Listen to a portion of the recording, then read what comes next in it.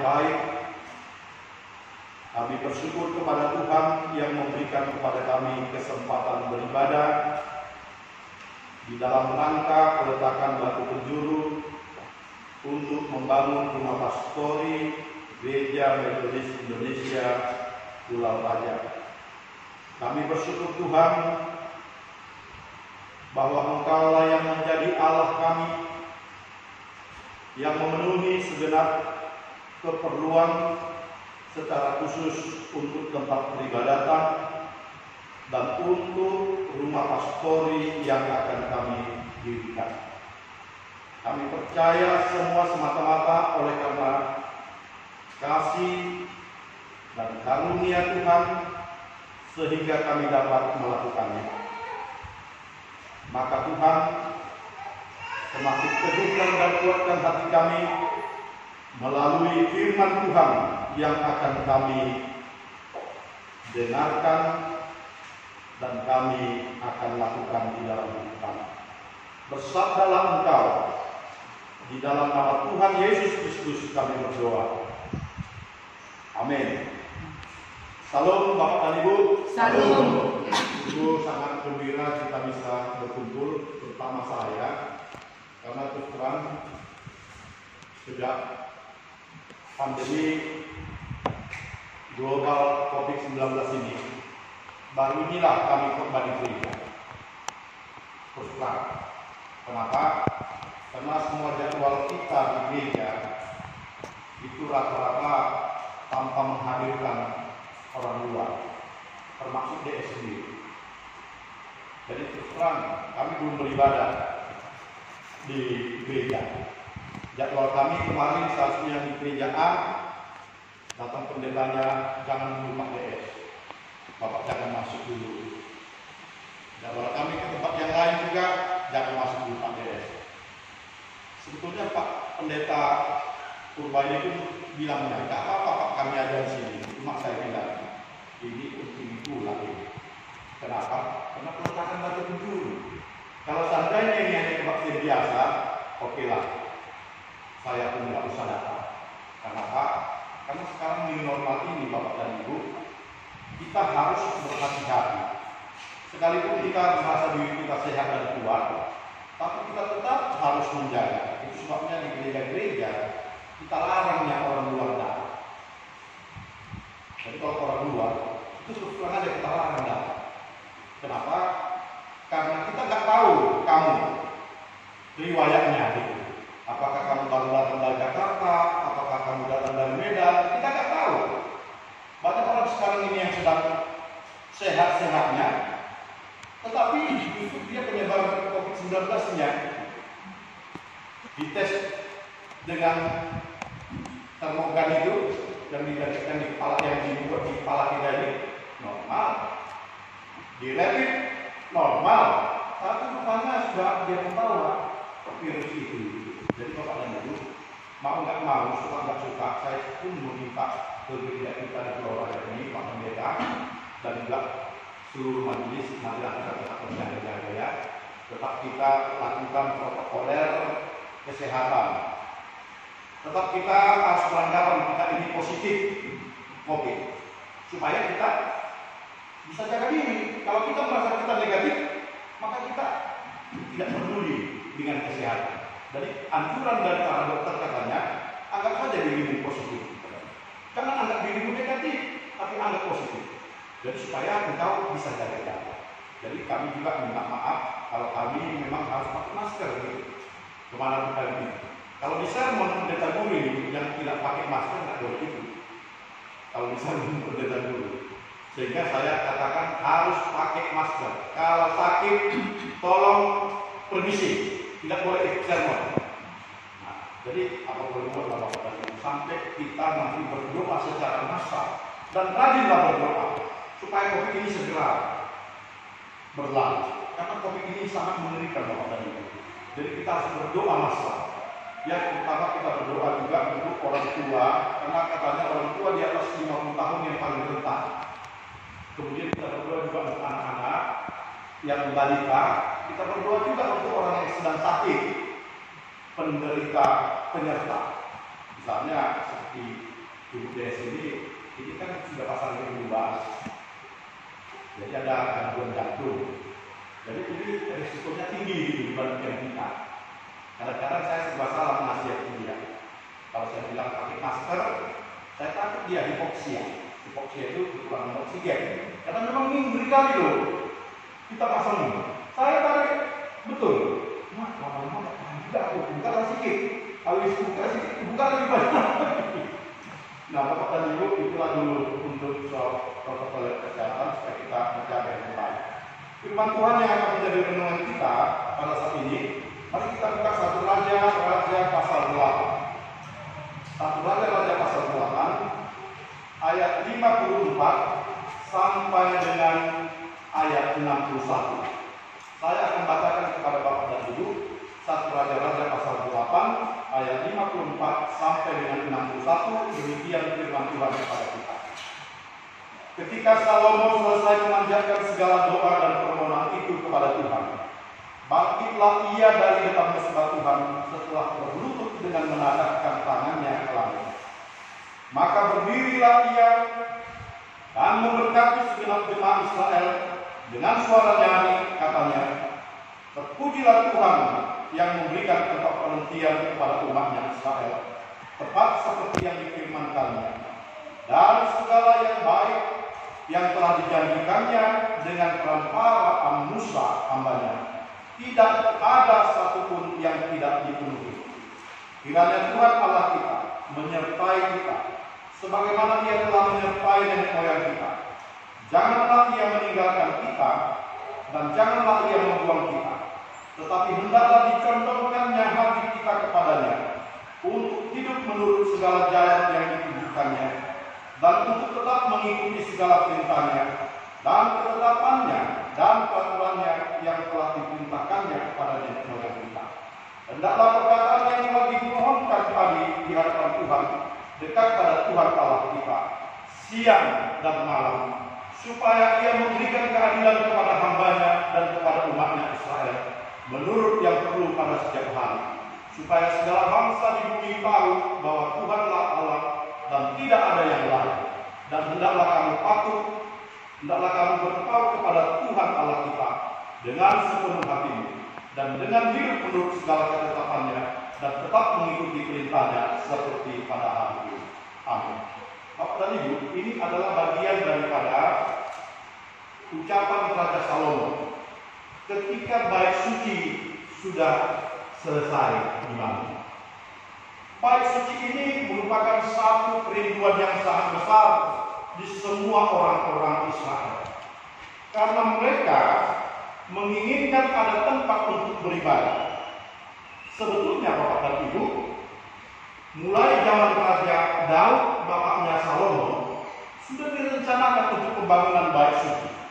Tapi Daud tidak diperkenankan, karena Tuhan Allah mengatakan, keturunanmu nanti yang akan membangun, sebab tanganmu berlumuran darah.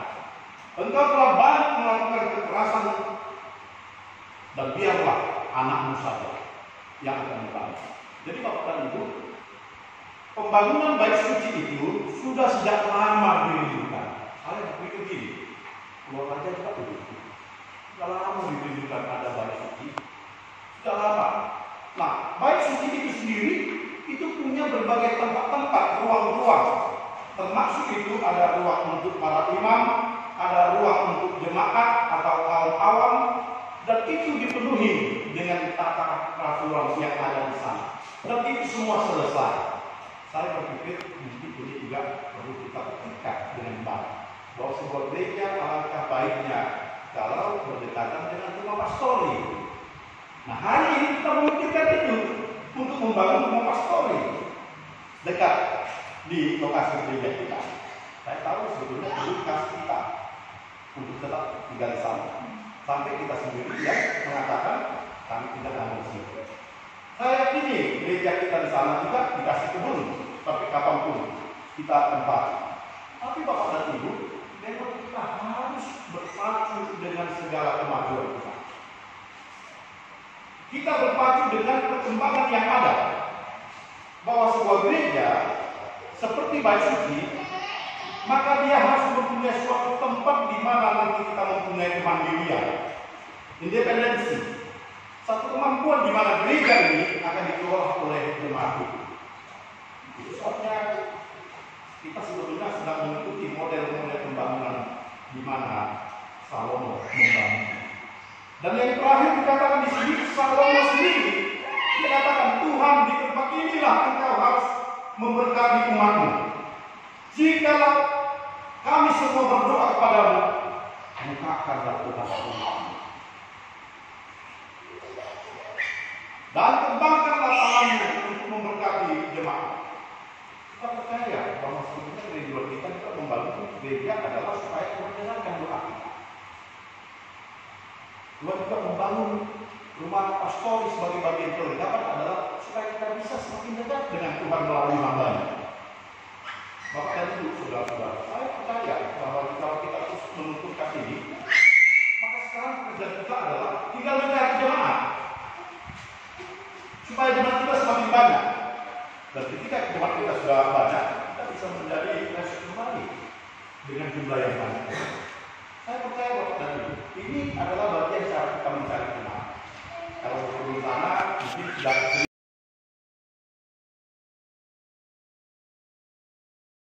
Dan juga pada hari yang akan datang, kami tidak mencari dasar lain selain daripada dasar yang telah diletakkan, yaitu Yesus Kristus.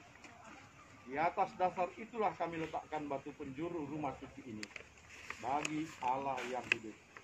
Terimalah perbuatan kami ini dengan memberi berkat-Mu bagi setiap orang yang telah ambil bagian dalam pembangunan bait suci ini.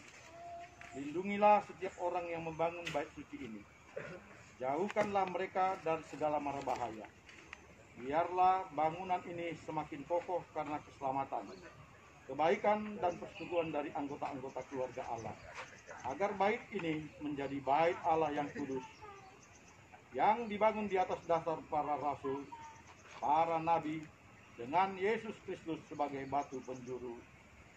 Amin. Kita akan membaca secara bersaut-sautan. Menjadi kemuliaan Allah Bapa untuk melayani Tuhan dan gerejanya dan kehadiran Roh Kudus. Kita mengatakan batu penjuru rumah pastori ini menjadi rumah hambanya, di mana Yesus Kristus adalah batu penjuru, tiang dan dasar yang sebenarnya. Kita meletakkan batu penjuru rumah pastori ini menjadi rumah pastori yang didirikan sebagai tanda rumah pastori yang dan yang berbatu penjuru kebenaran, kepercayaan, serta pengharapan yang kekal. Kita meletakkan batu penjuru rumah pastori ini menjadi rumah pastori yang melaksanakan ibadah dan pemberitaan keselamatan karena anugerah.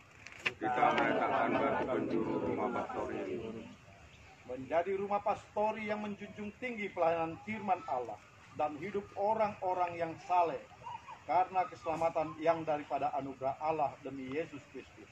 Kita meletakkan batu penjuru rumah pastori ini menjadi rumah pastori yang mengajarkan dan mewujudkan pengajaran kebapaan dari Allah dan persaudaraan dari setiap manusia. Kita meletakkan batu penjuru rumah pastori ini menjadi rumah pastori yang terlibat dalam pelayanan sosial yang menjadi berkat bagi manusia. Kita meletakkan batu penjuru rumah pastori ini menjadi rumah pastori yang berkuasa memperbarui dan menyucikan umat dan mengasihi orang-orang yang memuliakan Kristus di dalam pelayanan sesama manusia. Kita meletakkan batu penjuru rumah pastori ini menjadi rumah pastori yang terbuka bagi segenap manusia, kaya atau miskin, hidup terjamin atau terlantar, dan hidup yang membutuhkan pertolongan Tuhan.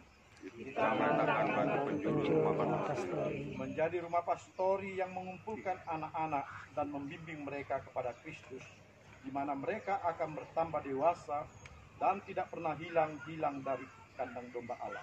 Kita meletakkan batu penjuru rumah pastori ini menjadi rumah pastori yang berpegang kepada dua dunia, dan berdiri untuk yang tidak nampak dan kekal selama-lamanya, serta memberi hidup yang berlimpah-limpah dari zaman ke zaman.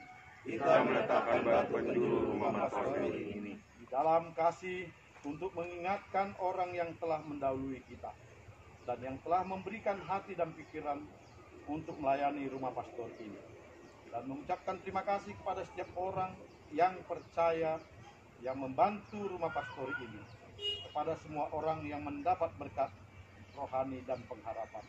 Kita meletakkan batu penjuru rumah pastori ini di dalam nama Allah yang Maha Kuasa, Bapa, Anak, dan Roh Kudus, dari sekarang sampai selama-lamanya. Pada tukang masukkan dulu 2 ember kemari apa itu semennya, curah aja langsung ya, curah aja ya. Ini aja Pak, ini oke, sampai kemari ya. Oke. Nah ini ratakan juga Pak, oke.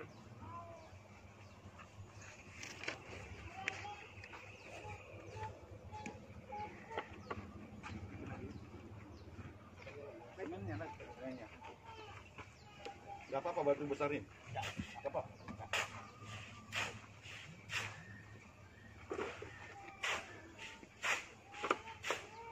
Mau masukkan satu lagi semennya enggak? Kalau mau masukkan aja satu biar jangan langsung ke tanah dia. Oke. Oke Pak. Saya DS Pendeta Naik Tumorang, pimpinan GMI Distrik 6 Wilayah 1, dengan ini meletakkan batu penjuru rumah pastori Gereja Metodis Indonesia Pulau Raja di dalam nama Allah Bapa, Anak, dan Roh Kudus. Kiranya rumah ini dibangun dan dikokohkan oleh kasih Kristus. Amin. Tegakkan Pak, mana Pak? Jangan seperti gitu Kang. Oke. Satu lah ya, nanti banyak kali. Nah. Oke, Pak Pendeta.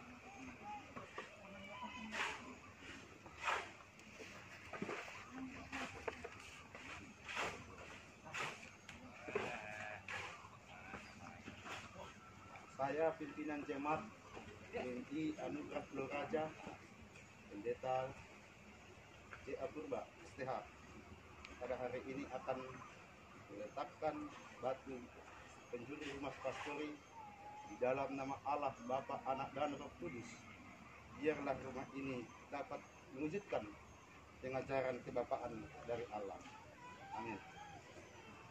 Ya, leader ada? Tak datang. Ketua lah. Ketua pembangunan. Ketua. Siap-siap. Mana ketua pembangunan? Ini.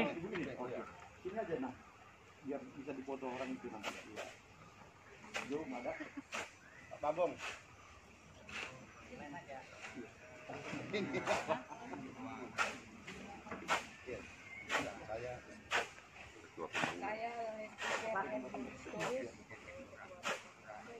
Sebagai Ketua Pembangunan GMI Anugerah Pulau Raja akan meletakkan batu penjuru ini rumah pastori ini dalam nama Allah Bapa dan Anak dan Roh Kudus.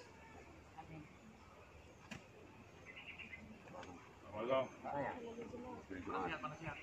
Penasihat. Yang lain kena ada yang lain. Penasihat. Bapak ambil aja. Bapak mau ambil yang Serah. besar. Ini kan.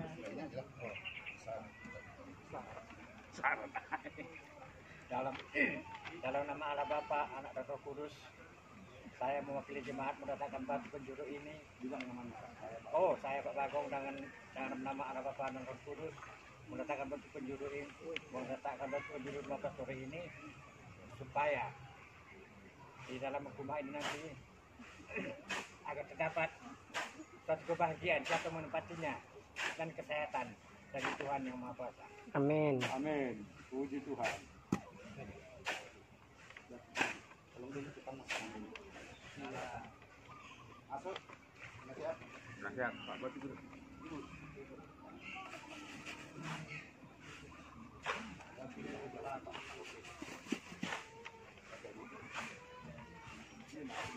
Ambil batunya dulu, Mas. Nah, satu aja. Jurnalis ini ada. Saya Ibu Lina Basuki meletakkan batu penjuru ini untuk rumah pastori. Semoga Tuhan memberkati dan memberikan kesehatan bagi Bapak Pendeta yang menempatinya. Amin. Amin. Puji Tuhan. Saya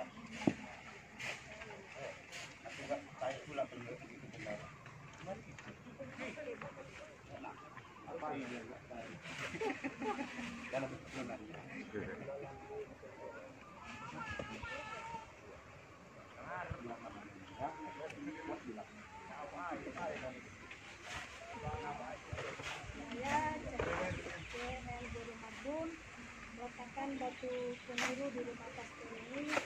Semoga Tuhan memberkati dan semoga apa yang kita cita-citakan terlaksana bersama Islam Yesus memberkati.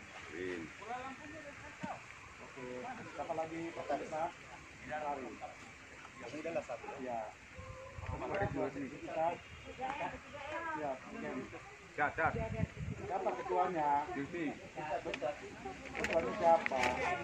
Kalau nggak ada ketuanya bendaharanya, sekretarisnya. Kalau nggak ada lagi baru anggota. Bilang. Saya Siti Sunaiti sebagai sekretaris panitia pembangunan rumah pastori meletakkan batu penjuru. Kiranya Tuhan memberkati kita semua, jemaat dan pendeta yang menempatinya. Amin. Amin. Ya.